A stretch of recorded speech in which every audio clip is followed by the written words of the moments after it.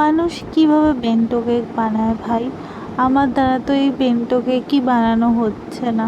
কবে থেকে চেষ্টা করছি একটা সুন্দর দেখে ছোট্টখাটো বেন্টো কেক বানাবো, আমি ঠিক করে বেন্টো কেক বানাতেই পারি না।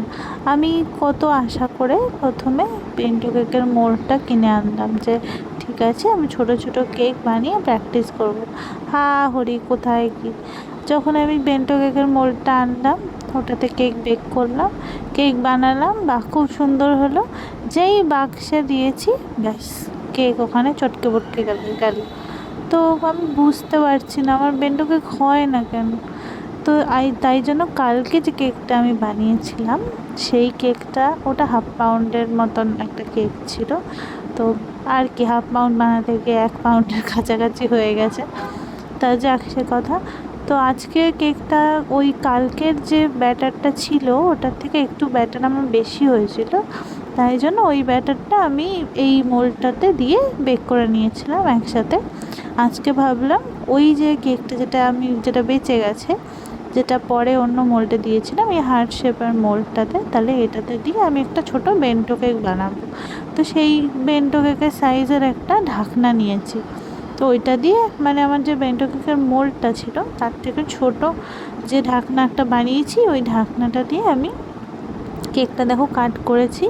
এবার বাড়িতে যেহেতু কেকটা খাওয়া হবে, তাই জন্য আর বেশি কিছু করতে যাইনি, তো ওরকমভাবেই কেকটা বানাচ্ছিলাম। এই ক্রিমটা যেটা দিয়ে আমি চকলেট মুসটা বানিয়েছি, ওই ক্রিমটা তো কালকেরই ছিল, তো ওটার সাথে অ্যাড করে আমি আবার এই চকলেট মুসটা বানিয়েছি।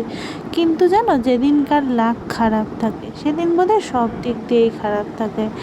আজকে আমি মানে ক্রিম বিট করতে গিয়ে দেখি যে ক্রিমটা আমি ডিপ ফ্রিজে রাখতেই ভুলে গেছি। তো সারা রাত এবার নর্মাল ফ্রিজে ছিল, সারাদিন নর্মাল ফ্রিজে ছিল।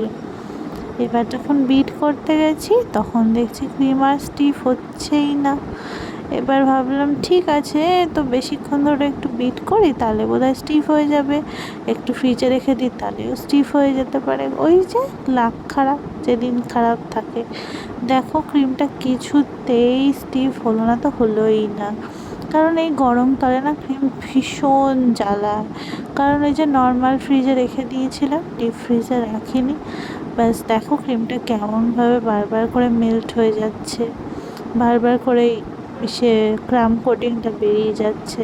কী যে মুশকিল হয়েছে আজকে আমার কেক ফিনিশিং দিতে গিয়ে, কি বলবো আর। আর এই কেকটা আমি বানিয়েছি ধরো একদম ছোট্ট নর্মাল যে কাঁচের কৌটো থাকে না, সেটার যে ঢাকনা হয় ওইটার মতো সাইজে।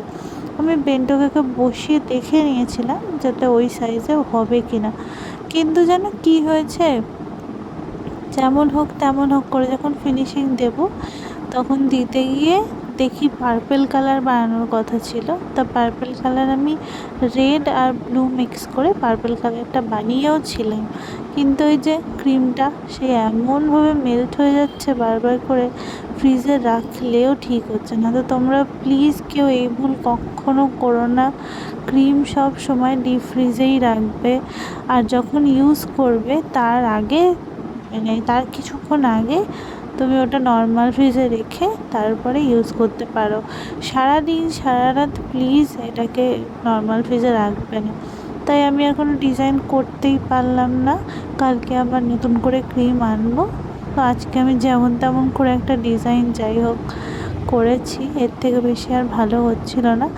এবার ছিল আসল পরীক্ষার পালা, যে এটা বক্সে ফিট হবে কি হবে না।